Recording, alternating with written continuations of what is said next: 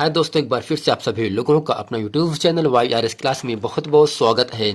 दोस्तों, हम पढ़ रहे हैं कक्षा 10 विषय गणित में दोस्तों राजीव प्रकाशन का जो आपका आंसर पेपर है, इसमें मैंने आप लोगों को सेट नंबर दूसरा 2019 822 AV कोड का जितने भी बहुविकल्पी और अतिलघुत्तरी के महत्वपूर्ण प्रश्न थे, अर्थात प्रश्न नंबर 1, प्रश्न नंबर 2, प्रश्न नंबर 3, वो मैंने इसके पहले के वीडियो में अच्छे तरीके से आप लोगों को पढ़ा दिया था। तो दोस्तों आज पढ़ेंगे प्रश्न नंबर 4। प्रश्न नंबर 4 में प्रश्न नंबर का है, खा है और प्रश्न नंबर गा और घा है। इन चारों प्रश्नों को इस वीडियो में अच्छे तरीके से हम आज पढ़ेंगे। प्रश्न नंबर दोस्तों का आपके सामने कह रहा है, सिद्ध कीजिए कि 5+√3 एक अपरिमेय संख्या है। आपको मैंने दोस्तों बताया था, अपरिमेय संख्या सिद्ध करने के लिए उसे मानना पड़ता है परिमेय संख्या। तो दोस्तों यहाँ पे लिखेंगे माना 5+√3 एक परिमेय संख्या है, एक परिमेय संख्या है। क्योंकि दोस्तों आपको मैंने बताया था, जो परिमेय संख्याएं होती हैं उसे लिखा जाता है अंश बटे हर के फॉर्म में लिखा जाएगा, यानी P बटे Q के फॉर्म में लिखा जाएगा, जहां पर P आपका अंश है, Q आपका हर है। तो यहां से लिखेंगे जहां P और Q दो पूर्णांक हैं और Q का मान 0 के बराबर नहीं होना चाहिए। अब दोस्तों करते क्या है, यहां से जो अपरिमेय संख्या है उसको केवल एक पक्ष में बचाते हैं और जो परिमेय संख्या है यहां से +5, इसका दोस्तों पक्षांतर कर देते हैं। तो यहां से हो जाएगा, इसलिए √3 बराबर P/Q +5 के दोस्तों पक्षांतर हो जाएगा -5 हो जाएगा। अब दोस्तों यहां पर क्या हुआ, जो √3 है इसका तो वर्गमूल निकलेगा नहीं, ये भी क्या होगा, एक आपकी अपरिमेय संख्या कहलाएगी। लेकिन P/Q -5 अंश और हर के फॉर्म में है, तो इसे हम एक परिमेय संख्या कहते हैं। कभी भी दोस्तों अपरिमेय संख्या परिमेय संख्या के मान के बराबर नहीं होता है। तो यहां से लिखेंगे चूंकि √3 एक अपरिमेय संख्या है, एक अपरिमेय संख्या है, परंतु P/Q -5 एक परिमेय संख्या है। दोस्तों कभी भी अपरिमेय संख्याएं परिमेय संख्याओं के मान के बराबर नहीं होते हैं। तो यहां से लिखेंगे इसलिए कभी भी परिमेय संख्याएं अपरिमेय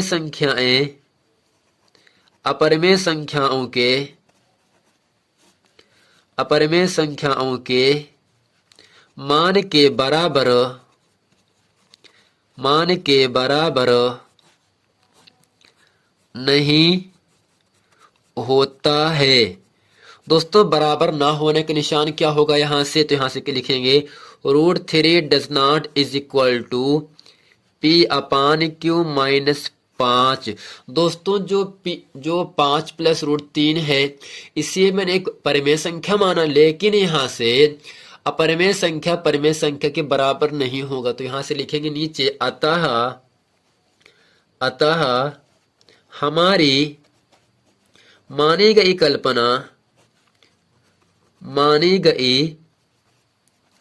कल्पना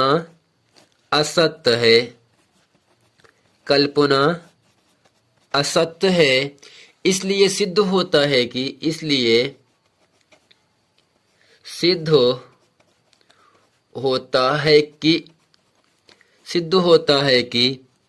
5 + √3 एक अपरिमेय संख्या है। दोस्तों उम्मीद करते हैं प्रश्न नंबर 4 का, प्रश्न नंबर का इसे अच्छे तरीके से आप समझ गए होंगे। अब दोस्तों प्रश्न नंबर दूसरा आपके सामने कह रहा है, अर्थात खा प्रश्न आपके सामने है, दो घनों जिनमें से प्रत्येक का आयतन 64 सेंटीमीटर क्यूब है के संलग्न फलकों को मिला करके एक ठोस आकृति बनाया जाता है। जब ठोस आकृति बन जाता है तो वह आकृति प्राप्त हो जाता है घनाभ का। तो दोस्तों घनाभ का पृष्ठीय क्षेत्रफल क्या होगा? दोस्तों यहाँ पर दो फार्मूले का उपयोग होगा। पहला होगा घन का आयतन, जिसका सूत्र होता है भुजा क्यूब। क्या होगा दोस्तों?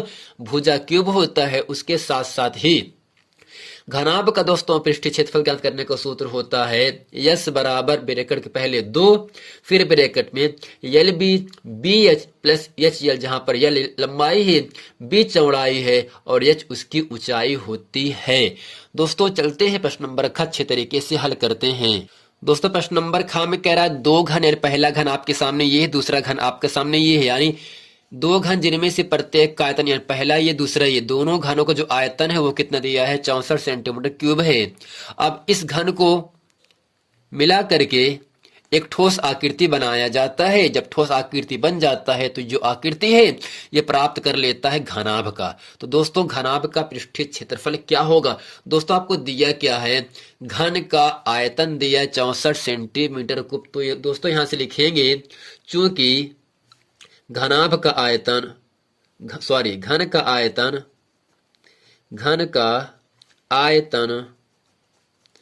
घन का आयतन दोस्तों बराबर होता है भुजा क्यूब। अब दोस्तों जो घन का आयतन है, आयतन यहां पर है तो आयतन का मान कितना दिया है? 64। तो नीचे लिखेंगे 64 बराबर भुजा क्यूब। अब दोस्तों करते क्या है, यहां से इस 64 को हम लिख सकते हैं 4 की घात 3, क्योंकि 4 घात 3 का मान क्या होगा? आपका 64 होता है। बराबर यहां से है भुजा क्यूब, भुजा की घात 3। दोस्तों जब बराबर का निशान लगा होता है तब घात 3 से घात 3 कट जाता है, अर्थात यहां से जो भुजा आया आपका वो कितना आ गया? आपका 4 सेंटीमीटर आ गया। इसका मतलब दोस्तों जो घन है, घन में लंबाई चौड़ाई ऊंचाई सब बराबर होता है। दोस्तों लंबाई 4 हो गया, चौड़ाई 4 हो गया। अब दोस्तों जब दोनों को मिलाएंगे तो यहाँ से दो घन का रूप ले रहा है। दोनों घन जो है ये घनाभ का आकृति प्राप्त कर लेता है। तो यानी दोस्तों यहाँ से जब इसको मिलाएंगे तो लंबाई 4 + 4 अर्थात यल का मान यहाँ से 8 हो जाएगा, 4 4 8, जबकि यच का मान 4 और यहाँ से जो ऊंचाई है वो आपका 4 और इसकी जो चौड़ाई वो कितना है दोस्तों? 4 सेंटीमीटर है। अब यहाँ से लिखेंगे क्या? घनाभ का पृष्ठीय क्षेत्रफल, इसलिए घनाभ का पृष्ठीय क्षेत्रफल दोस्तों सूत्र क्या होगा? यहां से यस बराबर 2 ब्रैकेट में यल बी एच यल। अब यहां से करते क्या है? यस बराबर 2, दोस्तों यल का मतलब लंबाई, बी का मतलब चौड़ाई, लंबाई चौड़ाई, चौड़ाई ऊंचाई, ऊंचाई लंबाई। तो लंबाई कितना दोस्तों? 8 है, गुणे चौड़ाई कितना दोस्तों? यहां से है 4 दिया है, प्लस चौड़ाई 4 है, ऊंचाई भी दोस्तों कितना यहां से है? 4 है, प्लस ऊंचाई दोस्तों यहां से 4 है, जबकि लंबाई कितना है? पूरा यहां से लेकर यहां तक 4 4 8। तो यहां से हो जाएगा यस बराबर 2, 8 चौ 32 प्लस 4 चौ 16 प्लस 8 चौ 32। तो यहां से दोस्तों यस बराबर हो जाएगा 2, 32 32 64 64 16 दोस्तों कितना होगा? 80। अब दोस्तों यहां से करते क्या है? यस बराबर 80 में 2 से गुणा कर देंगे, यहां से तो आपको मिलेगा 160, जबकि दोस्तों घनाभ का मात्रक होता है वर्ग सेंटीमीटर। जब क्षेत्रफल ज्ञात करना हो तब तो यहां से लिखेंगे वर्ग सेंटीमीटर। दोस्तों ये था प्रश्न नंबर ख, यही जो 160 आ रहा है यही इस पूरे प्रश्न का उत्तर हो जाता है। आइए दोस्तों अब चलते हैं प्रश्न नंबर ग पढ़ते हैं। प्रश्न नंबर ग आपके सामने यहां से कह रहा है यदि tan 2a बराबर cot इन ब्रैकेट a - 18 अंश, जहां 2 एक न्यून कोण है। दोस्तों न्यून कोण का मतलब ये होता है ऐसा कोण जो 0 अंश से बड़ा परंतु 90 अंश से छोटा होता है, उसे हम न्यून कोण कहते हैं। दोस्तों जहां 2 एक आपका न्यून कोण है तो हमें a का मान ज्ञात करना है। अब दोस्तों आगे चलते हैं, इसको अच्छे तरीके से हल करते हैं। तो फ्रेंड यहाँ पे लिखेंगे दिया है दिया है tan 2a बराबर cot a माइनस 18 अंश।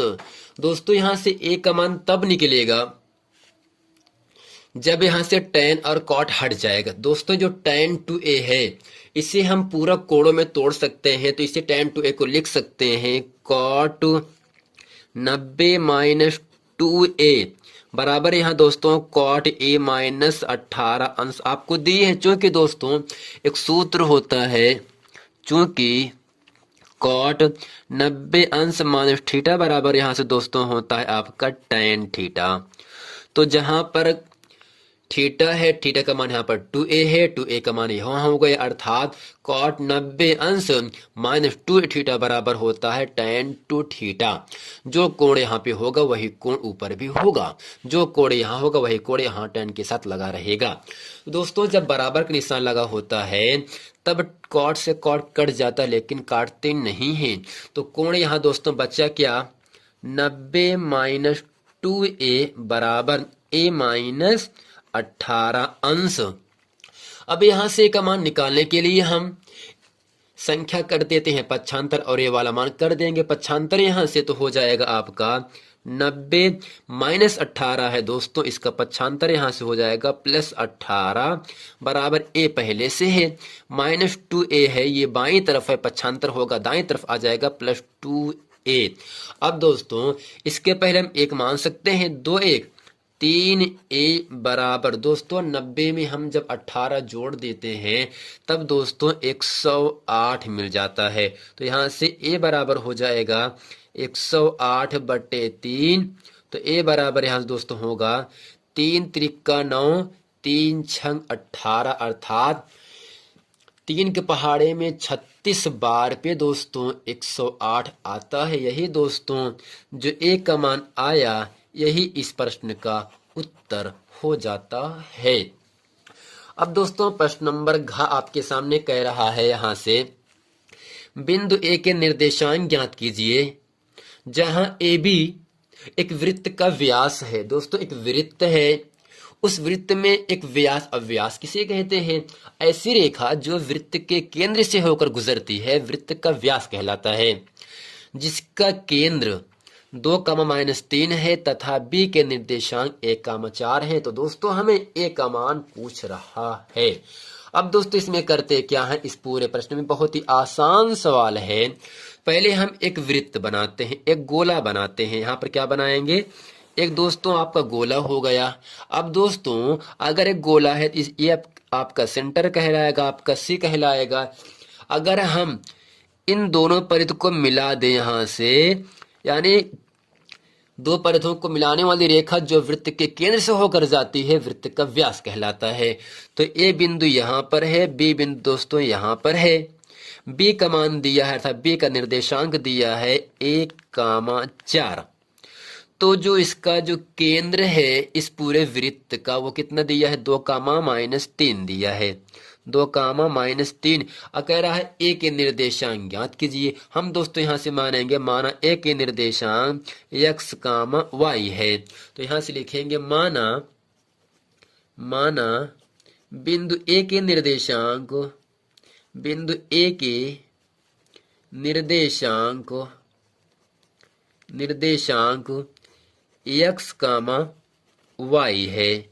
अब दोस्तों जो सी बिंदु है वह ए बी का मध्य बिंदु है। तो दोस्तों नीचे लिखेंगे चूंकि सी ए बी का मध्य बिंदु है, इसलिए मध्य बिंदु के सूत्र से, मध्य बिंदु के सूत्र से दोस्तों यहां पर सूत्र क्या होगा, तो नीचे लिखेंगे मध्य बिंदु का निर्देशांक बराबर मध्य बिंदु का निर्देशांक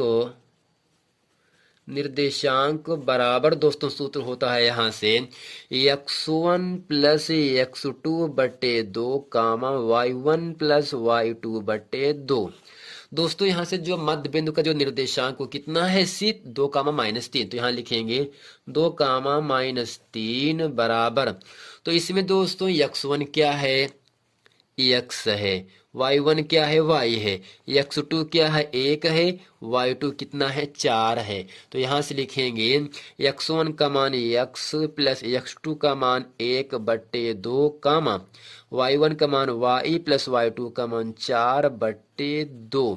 अब दोस्तों करते क्या है, इसका निर्देशांक में भुज 2 है, इसमें x + 1/2 भुज, यानी पहला मान भुज है और दूसरा मान कोट है। दोस्तों x और y का मान ज्ञात करने के लिए भुज भुज के बराबर, यानी पहला पहले के बराबर, दूसरा दूसरे के बराबर किया जाता है। तो यहाँ से दोस्तों करते क्या है, तो भुज भुज के बराबर कर देंगे तो यहाँ से हो जाएगा आपका x + 1/2, x + 1/2 बराबर भुज इसमें क्या है 2 है, अपान 1 तिरछा गुणा कर देंगे यहाँ से x + 1 इकन्नम, x + 1 2 दूनी 4, यहाँ से हो जाएगा दोस्तों, तो x बराबर 4 प्लस 1 पक्षांतर -1, तो x बराबर दोस्तों यहाँ से मिल जाएगा आपको 3। कितना मिलेगा दोस्तों, 3। ये जो x का मान 3 आया है ये आपका उत्तर हो गया। अब इसमें y भी कह रहा है, तो y कितना है दोस्तों, यहाँ से y + 4/2 बराबर -3 अपान 1 तिरछा गुणा कर दो, तो y + 4 बराबर -2 3 6, तो y बराबर -6 प्लस 4 का दोस्तों पक्षांतर -4 होगा, तो यहाँ से y बराबर -10 हो जाएगा। चूंकि दोस्तों जो बिंदु ए है 2 3 यहाँ से लिखेंगे, इसलिए बिंदु ए क्या दोस्तों था, x का मान y मैंने माना था, तो यहाँ से हो जाएगा a, x का मान 3, y का मान -10। दोस्तों इस पूरे प्रश्न का उत्तर हो जाता है। उम्मीद करते हैं दोस्तों ये पूरा प्रश्न आप लोगों को बहुत अच्छे तरीके से समझ में आ गया होगा। मिलते हैं दोस्तों नेक्स्ट वीडियो में, तब तक के लिए थैंक यू।